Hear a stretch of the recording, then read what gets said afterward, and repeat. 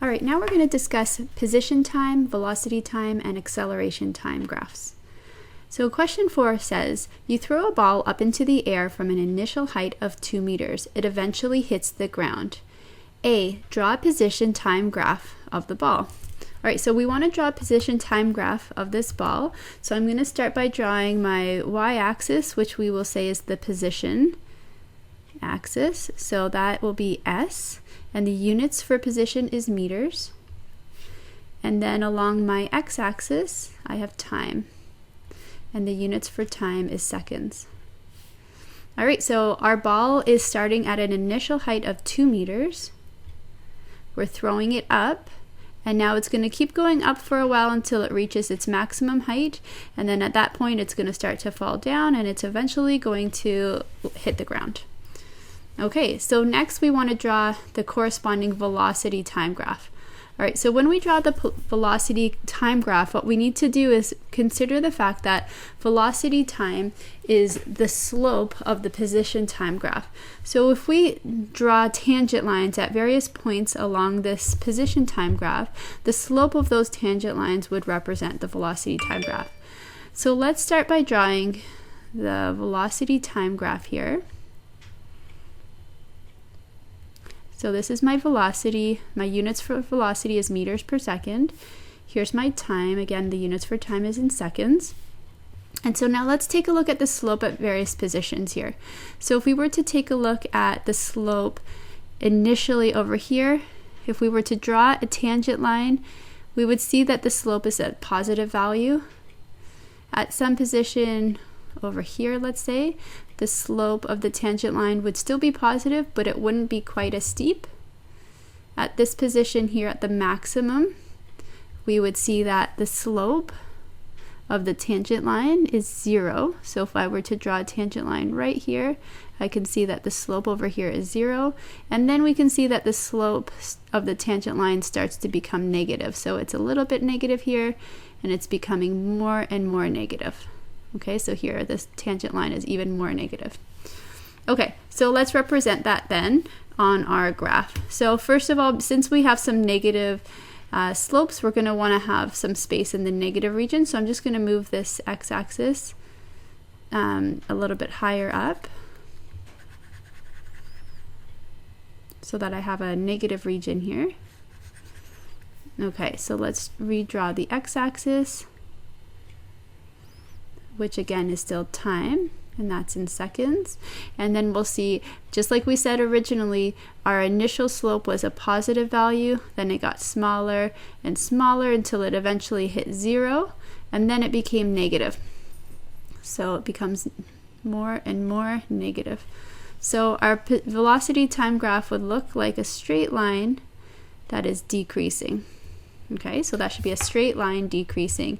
Now, if we think of this in terms of calculus, you'd recall that the equation of a parabola would be something like S, in this case, since our y value is position, so it's S, is equal to some, the variable here is t, but since it is a parabola, it would be squared. And now since it's opening downwards, it would be negative t squared. Now there could be other numbers involved here, and in fact there will be other numbers, and there will be some values, some numbers written over here as well, and that's fine. But the general idea is that it has a negative leading coefficient. The biggest exponent is 2. When we take the derivative of that, that is telling us what the slope of the tangent line would be. And so when we take the derivative, we'd be getting something like negative 2t plus something else, a bunch of other stuff. But notice that the equation of this line now is representing a straight line. Since it's negative 2t, the biggest exponent is a 1. It's like thinking of an equation as y equals mx plus b. The biggest exponent is 1 here. And so that's just an equation of a line. The slope of that line is negative. There's a negative 2 in this case, but remember there could be other numbers included here, so you would still see these other numbers, and that's not really important at this point. The main idea, knowing that it is a line, the line has a negative slope, and so you have a straight line here that's going downwards. Okay, so that's the velocity time graph.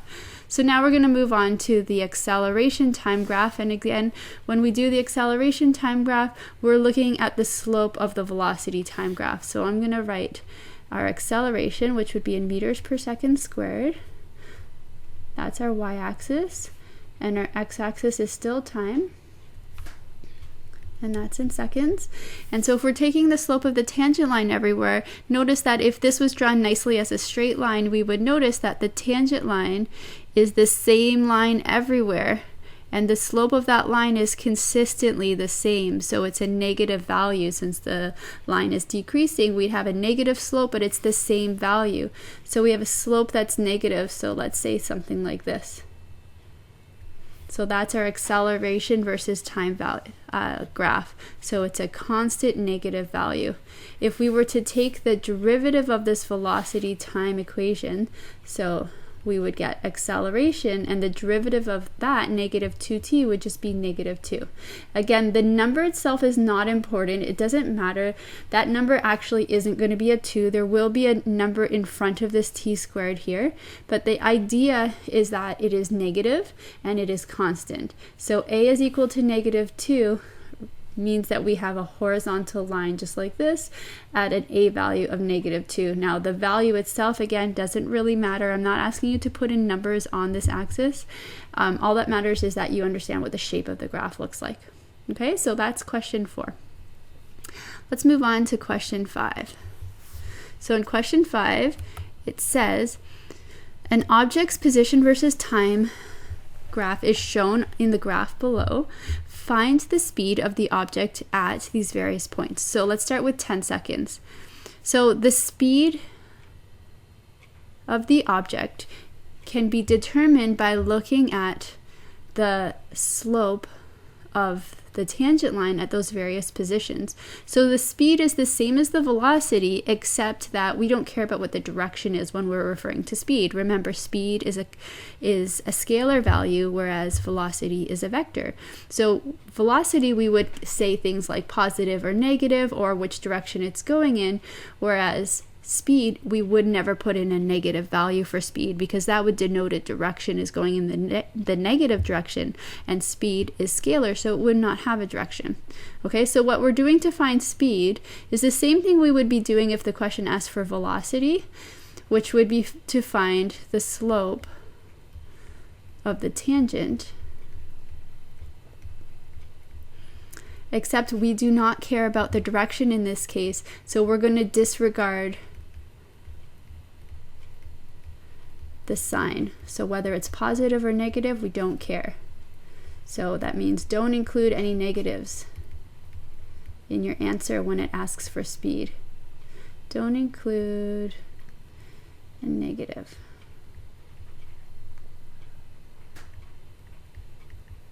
Okay, so let's do this. We're going to start with the speed of the object at 10 seconds. So here's 10 seconds right here. We're going to draw a tangent line of the graph at that point. So the tangent line would just be this line itself. Okay, so what we want to do is find the slope of this line. When you're finding the slope of the line, you can pick any 2 points on the line and use the slope formula, or think about rise over run. Okay, so here are 2 points.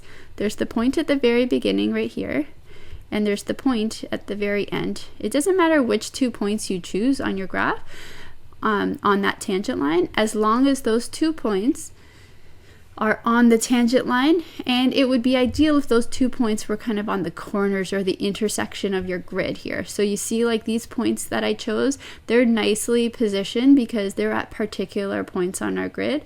We could choose any 2 points, but then you'd have to estimate where they were, so it wouldn't be quite as accurate. I'm going to label the points. So my x value here is 0 and my y value is 0 for this first point. And for this point up here, my x value is 20 and my y value is 250. So those are my 2 points. Okay, so for question 5a, when it's asking for the speed, okay, so I'm going to call that v, it's equal to the slope of the tangent line, which would be the change in x over the change in t. Okay, so we would normally say it's the y2 minus y1 over x2 minus x1. If we were talking about a graph where x and y look like this. Okay, but in this case, our x-axis is t and our y-axis is x. Okay, so let's change that around. So my y2 minus y1, I'm going to use the variable x instead. So I'm going to say x2 minus x1. Okay, I'm using these variables. And in the denominator, instead of x's, I'm using t. So I'd have t2 minus t1. Okay, so that's my speed equation or my velocity equation. Now to make it speed, what I'm really doing then is I'm saying I'm just finding the absolute value of this. If I were to get a negative value, I would make it positive. If it was already positive, it would remain positive. So let's start putting in our numbers, our x2 and our x1. So this is my x2 and my x1. Doesn't matter which one you label as 1 and 2, as long as you're consistent with the x and the t. So my x2 is 250, my x1 is 0, my t2, which is this 20, and my t1 is this 0. So I'd have 20 minus 0. Okay, if you're going to do 250 minus 0 on top, then in the denominator, you'd have to write 20 minus 0. If in the numerator, instead you wrote 0 minus 250, then in the denominator, you'd have to also write 0 minus 20. So your 1.1 and your 0.2 have to stay consistent. Okay, I'm going to put absolute value lines here. So what do I get here? So 250 minus 0 is 250 divided by 20. So 250 divided by 20 is 12.5. It's already positive, so it's going to remain as 12.5. And the units now are the units for the x, which is meters. So on top we had meters. And on the denominator we had seconds. So it's meters per second. That makes sense. Velocity is in meters per second. Okay, and so is speed. All right, so again, velocity and speed in this case are the exact same thing, except we are not going to state a direction. So it's asking us for the speed. If the answer was negative, we would not have put in a negative value. We would have found the absolute value there. All right, let's do this again. Part B, it's asking us to find the speed of the object at 25 seconds. So here's 25 seconds roughly. We go on our graph and we draw a tangent line at that point. So here's our tangent line, and we pick 2 points on that tangent line. Doesn't matter which 2 points we choose. I'm going to choose the point that I've already chosen over here, and also the point over here. So the first one on the left is already labeled. The one on the right, I'm going to label that as well. My x value, or my t value in this case, is 30. And my y value, which in this case is my x value, is 250. So when I find the slope of that, that's telling me my speed if I find the absolute value of that. And that would be, again, the change in the vertical component, which is my, in this case, the x's. Remember, my y-axis here is actually my x's.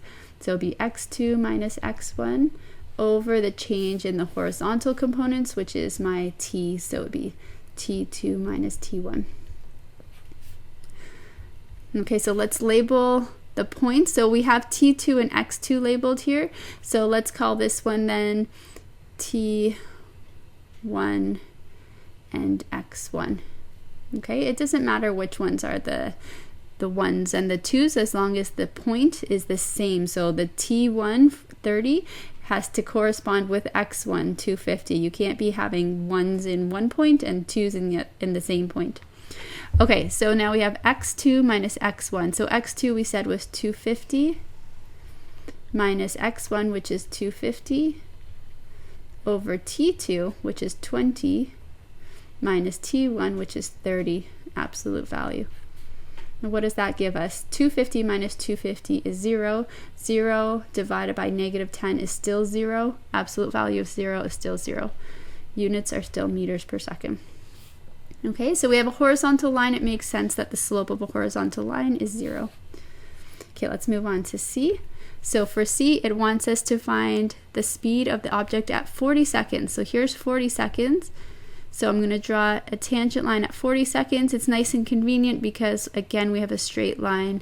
We're going to pick 2 points on this straight line. 30, 250 is 1. and the other one we'll say is 60, 0. So I'm going to find my speed, which is again the same formula, x2 minus x1 over t2 minus t1, which is equal to, so x2 is 0 minus x1, which is 250. I'll label the second point again. So this, I'm going to call this t2 and this one x2. Over t2, which is 60, minus t1, which is 30. Absolute value because we're finding the speed and not a velocity, so we don't want any negative signs there. And now I'm just going to type this up into my calculator. So I have 0 minus 250, which is negative 250, over 60 minus 30, which is 30. And I get negative 8.33 meters per second. All right, so the speed of the object is negative 8.33 meters per second. All right, let's take a look at question 6. Refer to the position versus time graph below.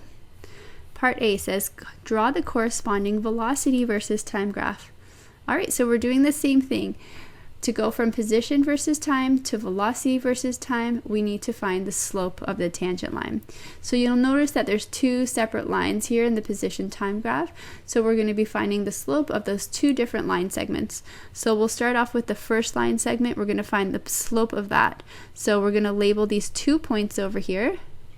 So this point would be 0, 50, and the second point would be 0.5, comma, the y value there is 100. Okay, now I'm going to label what everything is. So again, we have our x-axis is t, so I'm going to call this t1, and our y-axis is x, so I'm going to call that x1, and for the other point it would be t2 and x2. All right, so let's find the slope of the first line segment. So it would equal to x2 minus x1 over t2 minus t1. This time they're asking us for a velocity time graph. We do want to keep negatives if there are negatives, so we're not going to put absolute value signs here. x2 is 100 minus x1 is 50 over t2, which is 0.5, over t1, which is 0. So we get 50 over 0.5, which is 100. So let's say this is 100. This is velocity, and the units are meters per second. And so for this first line segment from 0 to 0.5, the slope is a constant 100. It doesn't change. So I'm going to draw a line that's a constant 100. So that should be a horizontal line there, 100. Okay? So now we're going to do this again for the second line segment. Okay, so for the second line segment, I'm going to find the slope, m2.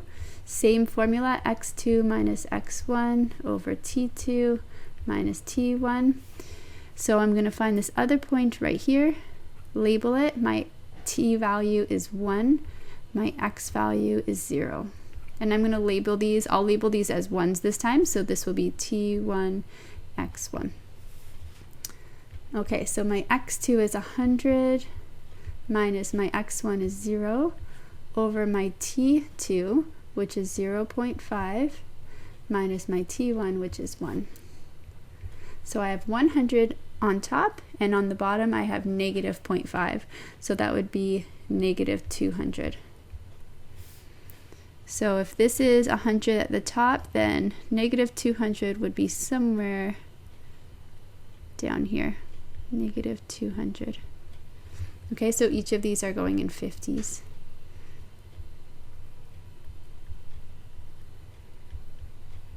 Okay, so then from 0.5 to 1.0, I have a slope that's a constant negative 200. So it would be drawn something like this. Okay, so it could be left like this, or if you want to, you can even connect these two line segments with this vertical dotted line. All right, so that's 6A. 6B says, at what time or interval is the velocity the greatest? So velocity is the greatest from 0 to 0.5 seconds. So I'm going to write it like this. T is between 0 and 0.5 seconds. Okay, so that's the interval at which the velocity is the greatest. At what time or interval is the speed the greatest? All right, well, in this case, the speed is the greatest when the absolute value of the velocity is a maximum, and that would be this speed over here. If we were to say the speed here is positive 200, right? The velocity is negative 200 meters per second, but the speed is positive 200 because speed does not have a sign associated with it. It would always be positive. You would never give it a negative. There is no direction for speed. So the speed is the greatest from 0.5 to 1.0 seconds. Okay, so here the speed in the first time interval from 0 to 0.5 seconds, the speed is 100 meters per second. And in the second time interval, the speed is 200 meters per second. But the velocity in the first time interval is 100 meters per second, and the velocity in the second interval is negative 200 meters per second. So see how the velocity is bigger during the time interval from 0 to 0.5 seconds, but the speed is bigger from the interval 0.5 to 1.0 seconds. So I'm just going to write that interval here. So it's from 0.5 to 1 second. Okay, that's the time interval at which the speed is the greatest.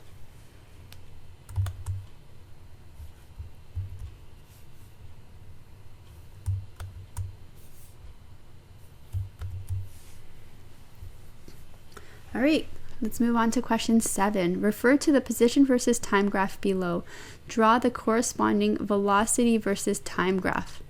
Okay, so for this question, we're doing the same thing, except we don't see straight line segments anymore, we see curves. So we're not going to be drawing or finding the slope of the actual line segment, but of the tangent line that we have to draw. So we're going to start by drawing a bunch of tangent lines. We'll start off at the very beginning. So at a point at the very beginning here, we can estimate a tangent line, and we will say it looks something sort of like this. Okay, so notice that's a negative slope. And then at A, we can see that the slope is 0 because the tangent line is horizontal. And then between A and B, you can see you've got a positive slope. Your tangent line would have a positive slope over here. At B, you've got your maximum slope, so it's the steepest tangent line that you have at B. As you go from B to C, your slope is getting smaller and smaller, and then at C, you're at 0. Your slope is 0. So let's draw that in the graph below. So at the very beginning, your slope is negative. Okay, so it's just some value that's negative here. At A, your slope is 0.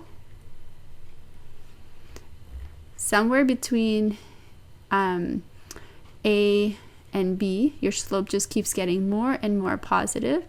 At B, your slope is at its maximum positive value. And then from B to C, now the slope starts to decrease again. So it's starting to go down. Okay, so it starts going down, and then once you get to C, your slope is 0. And then for a little while past C, your slope is still 0. So it stays as 0 for a little bit. So it kind of looks like this. So it goes up.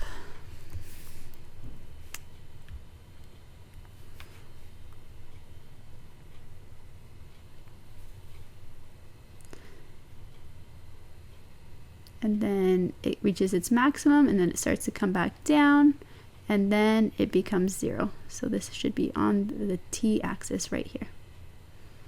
Okay, so it looks something like that. All right, at what points is the velocity the greatest? So you can see that the slope of the tangent line was the greatest at B. At what points is the object at rest? So whenever the slope of the tangent line is 0, that's when the object's at rest. So that was at point A and also at point C. And at what points or intervals is the object speeding up? All right, so for speeding up, so that means that your slope is positive and your acceleration is positive, or your slope is negative, so your velocity is negative and your acceleration is negative. So that's what speeding up means. So if your velocity is positive and your acceleration is positive, that means you would be speeding up. Or if your velocity is negative and your acceleration is negative, that would also mean that you're speeding up. So velocity being positive means that you're moving in the positive direction. Let's say for this example, we're moving to the right. Acceleration is positive, means that you're speeding up in the positive direction. So that means you're moving in the positive direction and you're going faster and faster in that direction. So that means you're speeding up. If, however, your velocity was positive and your acceleration was negative, that means you'd be moving to the right, but you're accelerating to the left. That means you're slowing down. So you're moving to the right, but you're slowing down. You're moving slower and slower. In the bottom example, your velocity is negative. That means you're moving to the left, and your acceleration is negative, means that you're speeding up to the left. So you are still speeding up in that situation. If your velocity was negative and your acceleration was positive, that means you'd be moving to the left, but you would be accelerating to the right, which means you would be slowing down. Okay, you're moving to the left, but you're getting slower and slower. The direction of the acceleration is, you can think of it as, that's the direction you're being pulled. So even though you're moving to the left, you're being pulled to the right, so it's making you slow down. Whereas in the example above, if your velocity is the example to the left, if your velocity is going to the left and you're being pulled to the left because your acceleration is negative, you'd be speeding up. Okay, so now we have to think about at what points or intervals is the object speeding up. So let's start off by saying, well, where's the velocity positive and the acceleration is positive? So we can see from our velocity versus time graph that our velocity is positive. So this is velocity versus time, right? This is seconds and this is meters per second. Our velocity is positive in this region over here, because that's where the velocity is above the time axis. So it's positive. These are positive values, these are negative values. So it's positive there. But what about the acceleration? Is this acceleration positive or negative? So if we take a look at the acceleration, it would be the slope of the graph, the velocity time graph. You can see the slope of the graph here is positive, slope of the graph here is positive. Here the slope is negative, and then here it starts to become, at the top the slope is 0, and then it starts to become negative. So where is the slope of the graph positive? It would be right here in this region. So in this region, the acceleration is positive and the velocity is positive. So that means that it's speeding up. Okay, so let's write out that interval. So the interval that it's positive in that case is from A to B. So the time is between A and B. Okay, but what about the second situation where our velocity is negative and our acceleration is negative? Because under those conditions, we could still say that our object is speeding up. So where's the velocity negative? So our velocity is negative below the x-axis, so that would be down here, this region here. Our velocity is negative. But what about our acceleration? So if you take the slope of the tangent line anywhere along this region, you'll see the slope is positive. So our acceleration over here is positive and our velocity is negative. So in that region, we're slowing down. We're not speeding up. Okay, so we would not include that interval because it's slowing down. The question says, at what points or intervals is the object speeding up? So the answer is just between A and B. Okay, that's our answer. All right, so let's take a look at question 8. For the velocity versus time graph below, sketch the position time graph. Assume that the position of the object at 0 seconds is 8 meters. Okay, so now we're asked to go backwards. We're giving the velocity time graph and we want the position time graph. Okay, so for position, I'm going to write this as S. That's in meters, time. So we already talked about if you're going from position to velocity, how would you do that? You would take the slope of the tangent line. Similarly, if you're going from velocity to acceleration, again, you take the slope of the tangent line. But what's the opposite of that if you wanted to go backwards? So if you want to go from acceleration to velocity, you'd find the area under the graph. And if you want to go from velocity to position, again, you'd find the area under the graph. Okay, if we take a look at calculus very briefly, the slope of the graph is the derivative. So going in the forward direction from position to velocity and from velocity to acceleration, we would be taking the derivative of those functions. If we wanted to find the velocity, if we already know the acceleration, so we're going backwards, we would be taking the antiderivative or the integral. Okay, and the integral represents the area under the curve. So this makes sense. So in this question, they tell us that the position of the object at 0 seconds is 8 meters. So we're starting off at 8 meters. So let's just say this over here is 8 meters. Okay, the initial position. But what happens? So let's see, from 0 to 2 seconds, we traveled this area under the graph. That's the position traveled. How do we find this area? I'm going to call it A1. Well, it's just a triangle. The area of a triangle is base times height divided by 2. So the base is 2. The height is 10 divided by 2. So we have 10. Okay, so we started off at 8 meters, but we've traveled an additional 10 meters. So I'm going to make some space here on my graph. So from 8 meters, we've traveled an additional 10 meters. So that takes us to 18. So at 0 seconds, we're at 8, but after 2 seconds, we've traveled to 18. So it looks something like that. Okay, we can also think of, in terms of derivatives and integrals, this original equation is the equation of a line. Okay, it has a negative slope because the line is decreasing. If we were to take the integral of that, we'd have a parabola, and the parabola would be pointing downwards. It would have a negative leading coefficient. So it looks something like this. There's my part of a parabola. Okay, so now what happens from 2 to 6 seconds? Notice that the area under the curve is now below the time axis, which makes it negative. So now we have a negative area here. How do we find this area? I'm going to call this A2. It's still a triangle, so we're still going to find base times height divided by 2.